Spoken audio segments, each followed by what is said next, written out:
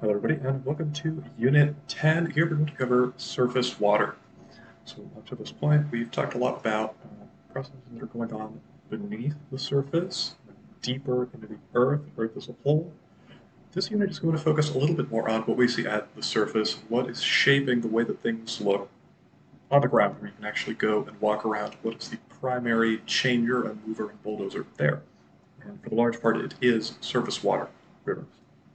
So first things first, Arizona, despite perception of it being entirely desert, totally free of water, actually has quite a bit of surface water in it.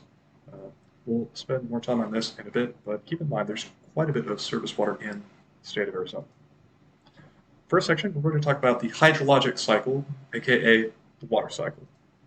So we've spent a bit of time on the tectonic cycle previously, and we moved recently to the rock cycle. We've done that in more detail, and now we're going to look a bit at where the rock cycle intersects with the hydrologic cycle, where those two sort of overlap here in the middle. So what are we talking about with the water cycle? This is something that a lot of you are familiar with already, so I won't spend too much time here. Hydrology is the scientific study of water. Hydrologic cycle is the water cycle.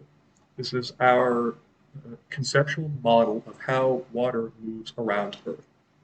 And here we're talking not just about liquid water, but about all the different forms of water generally. Water vapor, liquid water, and glaciers, solid water, ice. So the primary driver here, unlike in the tectonic cycle, is the energy input by the sun.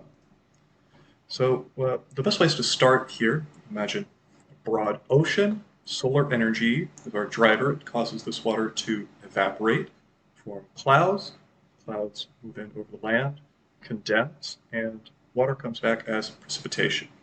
Rain, hail, sleet, snow, a lot of different forms. On this, we're calling them all precipitation for our purposes. A little bit of that is returned to the atmosphere. Sometimes a lot of that is returned to the atmosphere by evaporation and transpiration, which is being used by plants. Some of that water, however, is not taken up by plants or evaporated. It infiltrates all the way down into the ground, into the water table. It's going to be our next unit. We'll cover groundwater in a little bit more detail. And a good portion of it is returned as runoff back into the ocean, usually through streams and channels.